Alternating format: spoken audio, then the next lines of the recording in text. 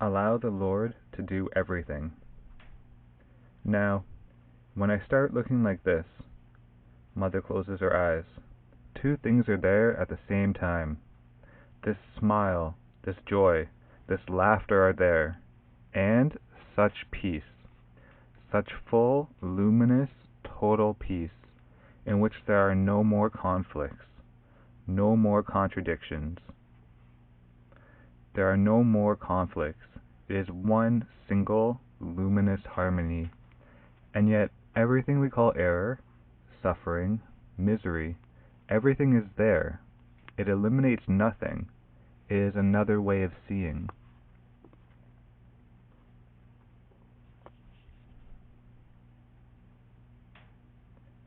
There can be no doubt that if you sincerely want to get out of it, it is not so difficult after all. You have nothing to do. You only have to allow the Lord to do everything. And He does everything. He does everything. It is so wonderful, so wonderful. He takes anything, even what we call a very ordinary intelligence, and he simply teaches you to put this intelligence aside. There, be quiet. Don't stir. Don't bother me. I don't need you. Then a door opens. You don't even feel that you have to open it. It is wide open. You are taken over to the other side.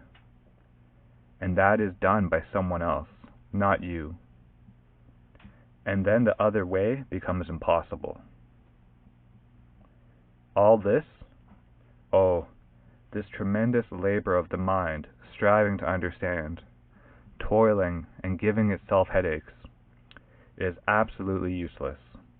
Absolutely useless. No use at all. It merely increases the confusion. You are faced with a so-called problem.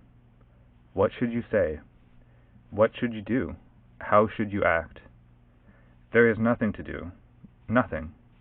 You only have to say to the Lord, "There, you see, it is like that." That's all. And then you stay very quiet. And then quite spontaneously, without thinking about it, without reflection, without calculation, nothing, without the slightest effort, you do what has to be done. That is to say, the Lord does it. It is no longer you. He does it. He arranges the circumstances. He arranges the people. He puts the words into your mouth or your pen. He does everything, everything, everything, everything.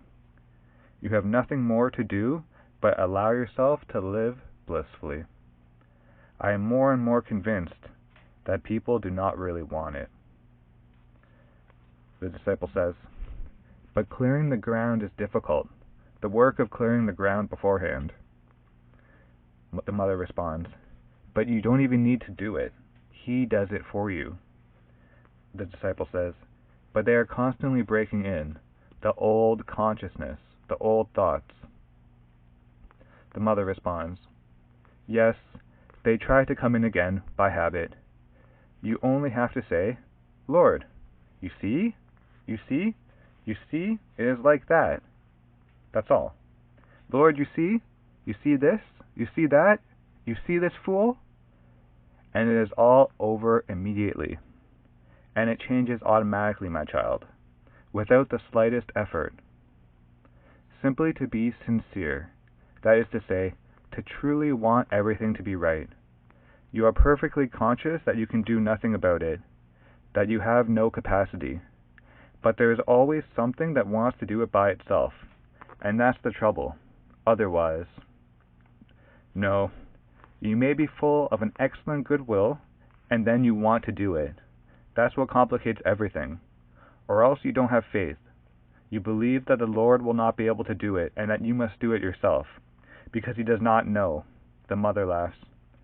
This kind of stupidity is very common. How can he see things? We live in a world of falsehood. How can he see falsehood and see? But he sees the thing as it is. Exactly. I'm not speaking of people of no intelligence. I'm speaking of people who are intelligent, and who try. There is a kind of conviction like that, somewhere, even in people who know that we live in a world of ignorance and falsehood, and that there is a Lord who is all truth. They say, "Precisely He is all truth. He does not understand," the mother laughs. "He does not understand our falsehood. I must deal with it myself." That is very strong, very common. We make complications for nothing. From the mother on thoughts and aphorisms.